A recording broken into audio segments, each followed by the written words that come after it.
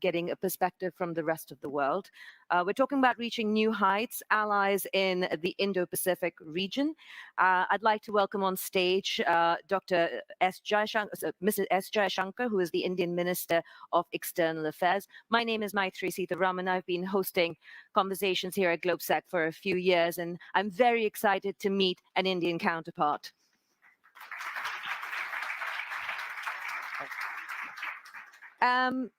Now, I'd like to remind everyone about a few housekeeping things here. For the audiences who are joining us online, you can ask your questions. I'm very, very interactive in the way I run these sessions. So please ask your questions online using the GlobeSec app. I have my tablet with me. The session time here is 30 minutes, and that will include all the questions from you. If you do have a question here in the audience, please raise your hand. Do stand up. Give me your name, the organization you represent, and keep your question quite short. We're running very short on time, so I want to ensure that we get in as many of your perspectives and questions as possible. I also want to make sure that our online audience knows to make sure that when you ask your question, please keep it succinct so that I'm not trying to figure out what exactly you're trying to ask. And that saves a heck of a lot of time too. Minister Jaishankar, thank you very much. Day 2 of your trip to the CEE. It's been quite a ride since February for not just the region, not just Europe, not just the West, but it is now trickling in terms of effect of what's happening between Russia and Ukraine into the rest of the world, the East, the global South. Paint us a little bit of a picture of India and how India has been impacted. You've come out of COVID. You've had issues on the border with China. You've come out of the Quad with many, many diverse and divergent opinions, and an economy that is looking to make dramatic changes, but in very difficult and turbulent times. So if you can paint us a picture of where India is at right now, and then we will pick up the conversation from there. Okay, let me go with exactly that flow. I think, yes, we are largely out of the COVID, though it never quite goes away. But we're out of the COVID also with a strong sense of economic recovery. I think there's a lot of optimism about rebuilding, and not just rebuilding, but actually leapfrogging in many areas, particularly digital. I think we handled it very prudently. I almost am tempted to say smartly in terms of the financial responses, which was we didn't blow the bank in responding. We intervened where we had to, and very effectively.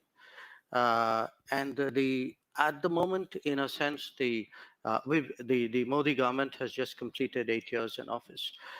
And what we have done in those 8 years is really to, I would say, build almost, I would say, a social welfare society at a speed and a scale which the world hasn't seen. And in some ways, the COVID has actually hastened that. I mean, we are, for example, as an example, we are giving food support to 800 million people.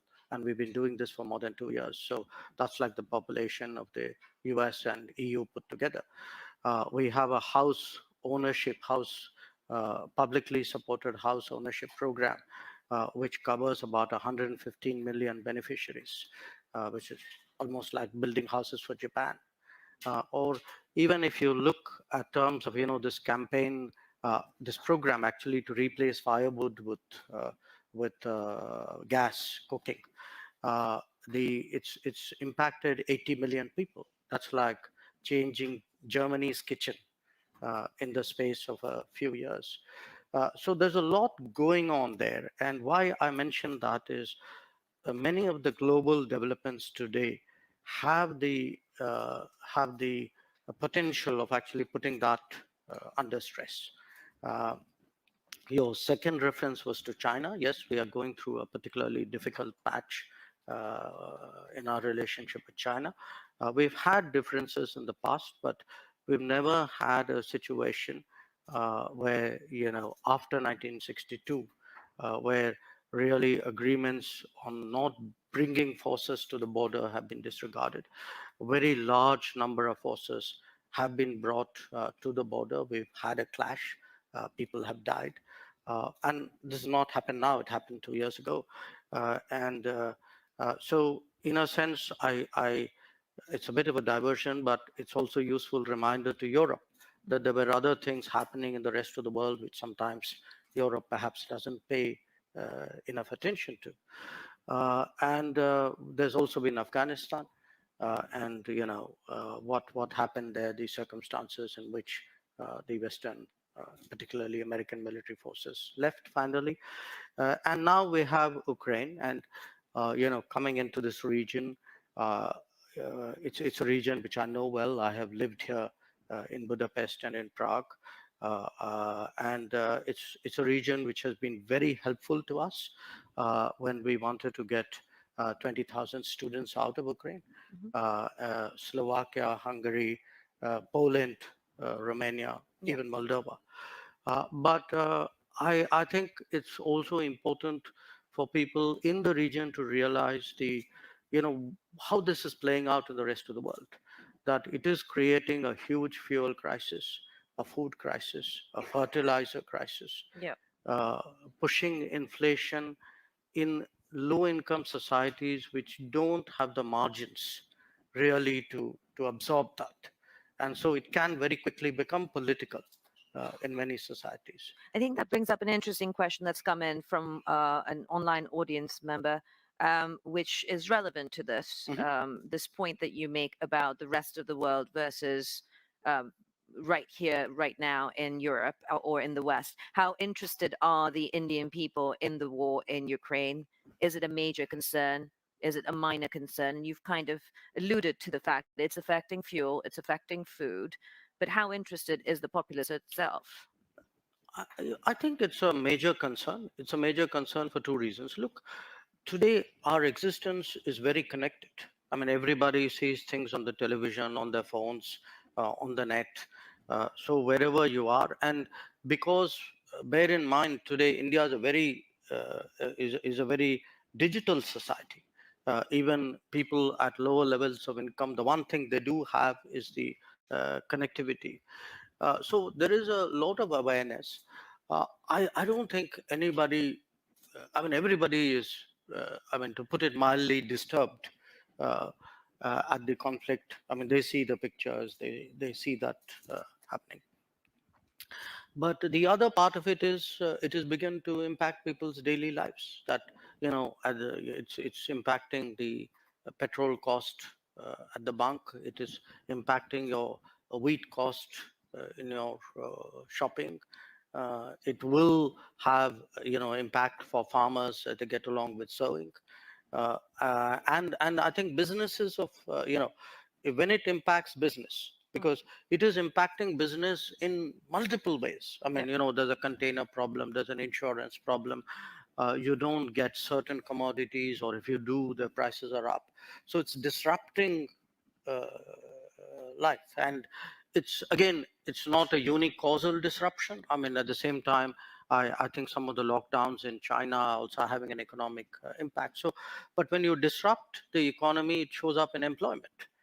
So I think it does trouble people. I mean, trouble people is a very Well, it's a mild job word. of a government. I understand it would trouble people. I think it troubles people in the West as well when Sure. cost of living crisis starts hitting. At some point, when you look at global supply chains, this is a very different world in 2022 that we operate in versus, say, in 1991 pre-liberalization, when India could afford to stand by non-alignment as it was defined then.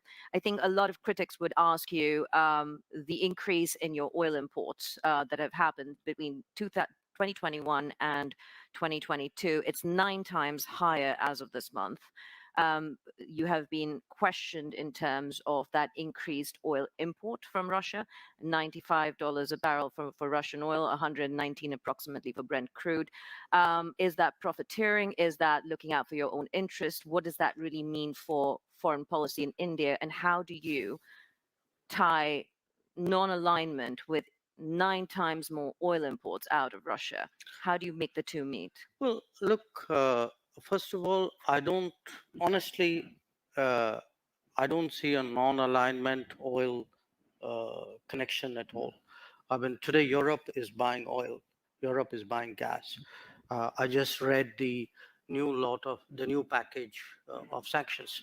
Now, the package is designed in a way in which consideration has been given to the welfare of the population.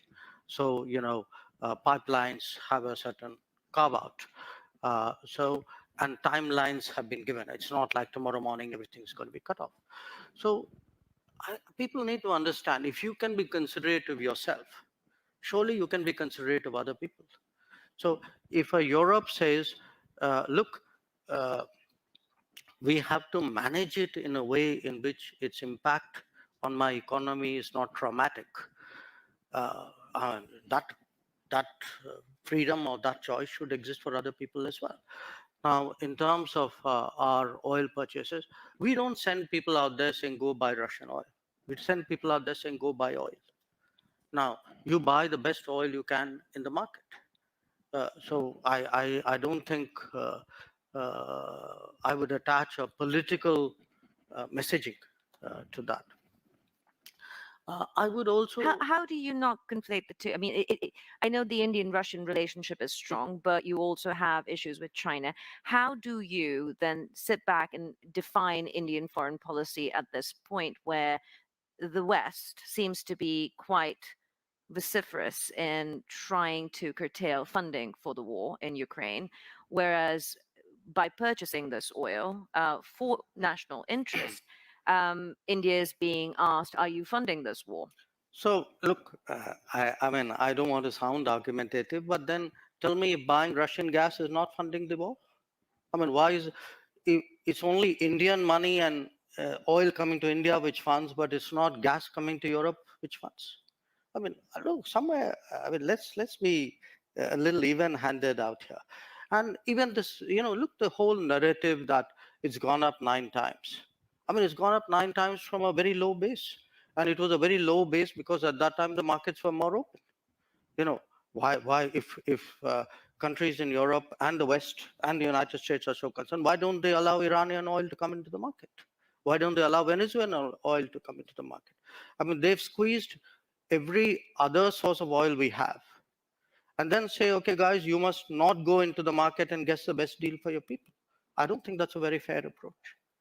So talk to us about the second aspect that Indian foreign policy is being questioned at this point when it comes to wheat bans and food bans of exports. How does that then correlate? Because we're talking about the global south and the east that is being squeezed by Russia's issues with allowing Ukrainian grains to be exported. But by India doing the same, again, aren't those weakest people in the world being subjected to the same kind of issues from India? Do you see that as supporting Russia, or is it a completely different element that we don't understand in the West, that your perspective is different? I think answer is B. You don't understand in the West. But it isn't just the West, okay? I don't think people understand because they're not actually tracking the trade. Um, we have been exporting wheat, okay? Typically, we export about 2 to 3 million tons. Last financial year was a better year. We exported about 7 million tons. This year, before the heat wave hit us very badly, the expectation was that we would do substantial exports, and we were open. I mean, in fact, Prime Minister himself had said on various occasions, saying, look, we see that there's a food crisis in the world and we'd like to be of help. But what we then saw was a kind of run on our wheat, a large part of it done by international traders based out of Singapore and I think to some degree maybe Dubai. And the result was actually the low income countries, who many of whom were our traditional buyers, like our neighbors, Bangladesh, Sri Lanka, Nepal. These are our traditional buyers, okay? Interestingly, the Gulf buys regularly from us. I heard Dr. Tedros in the earlier session talk about Yemen. Yemen buys from us. Sudan buys from us, okay? Now, what we saw was the low income buyers were being squeezed out. The wheat was going was actually being stocked for being traded. So in a way, our goodwill was being used for speculation. Mhm. So we had to do something to stop that, because it was also impacting us at home. Our prices were going up. So I want to be very clear what we have done. We have actually said, look, we're not going to give speculators an open access to the Indian market, so that the Indian customer and the LDCs of the world Mm. get the short end of that. Yeah. What we are still open to doing is, where we see a kind of a deserving country wanting wheat, very glad to supply it within the realm of possibility. And just for the record, I think we've done this year wheat exports to about 23 countries. The rate of export this year, if I were to take the same period as last year, my rough sense is it's about 4x. Okay. So actually, it's gone up. And I know in many cases, foreign ministers of some countries have called me up, and we have assured them that they would have access to our markets. So this is all about stopping and curtailing speculation at the end That's of the right. day. Any And preventing a diversion to high-income countries with a greater possibility to buy, because what we saw happen with the vaccines, Yeah. we don't want to see happen with the wheat, which was the rich people got vaccinated and the poor were left to God and Well, that brings whatever. up a question again from the audience now, and I would like to ask. I will come to you. I want to just do one question from the online audience, which kind of follows up on your point of diversions. This person's asking, according to the Wall Street Journal, India is becoming a key point for transshipment of Russian oil to bypass sanctions. How does that serve India's foreign policy interests? I don't know. Does whoever wrote that knows what transshipment means? Well, I mean, transshipment is when explain you it to get the it. rest of us. No, when you get it and you sell it to somebody else. I have not even heard of anybody in India thinking along those lines. So yes, we do buy So you're Russian. saying the Wall Street Journal report is inaccurate, that they're quoting? Politely, yes. Okay. So I can say India, it less India politely, is but not a conduit to any Russian oil transactions. no, not. I mean, listen. Please understand the oil markets. There's an enormous shortage of oil. There's a physical shortage of oil. Getting access to oil is difficult. I mean, a country like India would be crazy to get oil from somebody and sell it to somebody else. I mean, this is nonsense. So that is your question answered, and the minister's on the record. Yes, please. If you could stand up, give us your name and a brief question. Konstantin Eggert, freelance journalist from Vilnius, Lithuania. Dr. Jaishankar, with the Indian government essentially ignoring war crimes in Ukraine, not condemning Russia, not doing sanctions, Question. you then expect, I'm totally sorry, I know what to do. With India counting on global support for in its struggle with China, its issues with China, how do you think you'll be trusted by others after that? Why do you think anyone will help Delhi after you didn't help others over Ukraine? Thank you. It's an interesting question, which you might, I mean, not you, meaning you personally, but people might want to ask themselves, because if I were to take Europe collectively, which has been singularly silent on many things which were happening, for example, in Asia, you could ask, why would anybody in Asia trust Europe on anything at all? So here's the take.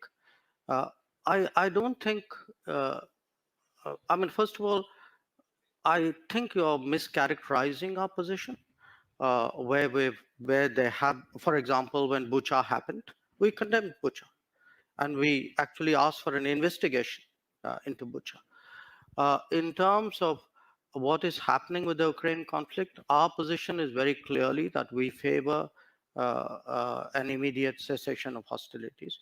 It's not that we've ignored it, unless you call phone calls to Putin and Zelensky as ignoring something.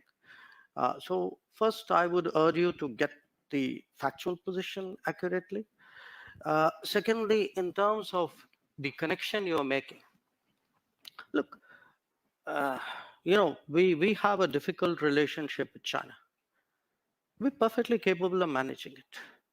It's if I get global understanding and support, obviously it is of help to me.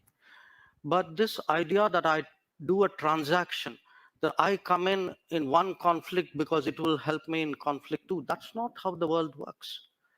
A lot of our problems in China have nothing to do with Ukraine, have nothing to do with Russia. They predate it.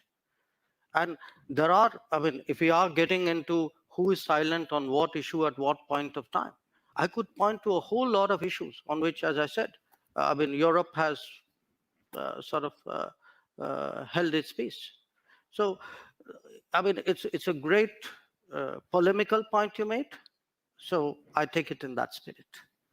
I think as a follow-up to that, a lot of the noises I've been hearing, both in the United States and here in Europe, is on a similar train that you have a problem with China on the border. It's been going on for decades now. It is getting worse. What position does that leave you in when it comes to seeking support if further incursions are done, further skirmishes happen at the border or within the border, to kind of echo what's happening in Ukraine in terms of sovereignty issues that are being raised? Sorry, do you mind if I interrupt no, you here? please do. But I want to come back to a question, the crux of the question, which I asked a few people in the political circles, in the financial circles. What's your big question? And one of the foremost geopolitical strategists on Wall Street sent me this question for you. Mm-hmm. And the question is simple. If and when the choice comes down to it, not today, not tomorrow, but in the future, and she strongly believes it will, for India, will it become, in terms of support, the US or China? And that will be kind of a defining moment that comes out of the situation that we face with Russia right now. Look, number one, why I wanted to interrupt you in a way. I mean, I'm partly reacting to the previous observation. Somewhere Europe has to grow out of the mindset that Europe's problems are the world's problems, but the world's problems are not Europe's problems. That if it is you, it's yours. If it is me, it's ours. I think that's something, and I see, reflections of that. Again, in terms of, there is a linkage today which is being made. A linkage between China and India and what's happening in Ukraine. So come on, guys. I mean, China and India happened way before anything happened in Ukraine. So the Chinese don't need a precedent somewhere else in the world on how to, engage us or not engage us, or be difficult with us or not be difficult with us. So as I said, I mean, I just see this as frankly a not very clever argument, a very self-serving one. This idea that, your grand strategy must be about how you will choose. I will do what, as all of us do. I will weigh the situation, like everybody, after all, how do countries eventually make decisions? Mr. Jaishankar, there will always be two axes at this point. I think it's an understood, accepted fact that you have the West, US-led, you have China as the next potential axis. Where does India fit into this? But are you planning to not pick a side? No, I'm sorry. That is exactly where I disagree with you. This is the construct you are trying to impose on me, and I don't accept it. I mean, I don't think it's necessary for me to join this axis or not, and if I'm not joining this, I must be with the other one. I don't accept that. I mean, I think I'm 1/5 of the world's population. I am today the 5th or 6th largest economy in the world. I mean, forget the history, civilization bit. Everybody knows that. I think I'm entitled to have my own side. I'm entitled to weigh my own interests, make my own choices, and my choices will not be cynical and transactional, but they will be a balance of my values and my interests. There is no country in the world which disregards its interests. So, as a final question, because I know you have to go, and our time has been cut short a little bit by your staff. And the coffee break is coming. And yes. the coffee break is less important, but your staff is insisting you have meetings. As a final question, then, to leave us with this perspective, as you say, there's a whole part of the world that we are ignoring and the perspectives that we're ignoring. what will or what is India's position on the world stage? Because if you want to talk about 1/5 of the world's population, you cannot also sit on the fence when it comes to foreign policy matters. Non-alignment isn't plausible if you want to take your position on the world stage. What does it look like with 3 years of your government left, approximately? And what is Of this term. of Of 2 years, actually. Oh, but 2 years. yes. Thank you for the correction. Or even in the next decade or so. What is India's position? Sitting on the fence is not an option to be a world leader. I don't think we're sitting on the fence just because I don't agree with you. Doesn't make me sitting on the fence. It means I'm sitting on my ground. And my ground is actually, what are the big challenges of the world? Okay. Big challenges of the world are climate change. I think I'm very critical to the solution. I can be an exemplar. I can be actually an arena for an enormous leapfrogging of green technologies. Look at terrorism. Look at the emergence of a world order. Look at security. Look at sustainable development goals. I mean, you take any and all of the big challenges of the world, some part of the answer either comes out of India, can be contributed to India. And again, I hate to say, it's a bit like a broken record, but look, a lot of things are happening outside Europe. We have, partly because of climate change, for a lot of humanitarian, natural disasters, humanitarian responses. In our part of the world today, a lot of people look to us to help out. The days when they expected Europe to come, which Europe did at the 2004 tsunami. The difference today is nobody's even thinking of that anymore. So the world is changing, new players are coming, new capabilities are coming, but a new agenda must come. The world cannot be that Eurocentric as it used to be in the past. And who will India play with? Will it be Europe and the US, or will it be China and Russia? Look, they're not exclusionary, but we are a democracy. We are a market economy. We are a pluralistic society. We have laws and contracts. We have positions on international law. So I think that should give you a fair part of the answer. After all, you began the question with a reference to the Quad. I mean, even though we didn't get much time to talk about it, but the fact that you have today a grouping like the Quad, we just had its summit in Tokyo, where very important decisions were made on connectivity, on telecommunications, on supply chains, on cybersecurity, on maritime domain awareness. It should tell you something which direction we're going. So again, I urge you that don't use necessarily a caricature version of one situation as a yardstick to pass a sweeping judgment. Because even on Ukraine, do reflect on this point. Somewhere at some point, surely the conflict has to end. Somebody will have to, a set of people, it cannot be a single country, probably not, will have to engage the players. It is our collective interest to find some kind of resolution, unless you're throwing up your hands and say this is not fixable. So at that point, I think people will need us. Says a diplomat, a career diplomat turned politician, then diplomacy, and keep going with it. Thank you very much, Minister, for joining us, and thank you all for being part of this conversation. Please give him a round of applause. Okay. We're taking a quick break now for coffee. I think it's been cut short to about 10 minutes, so grab your coffees, get a caffeine hit, and we'll see you right back. Thank you.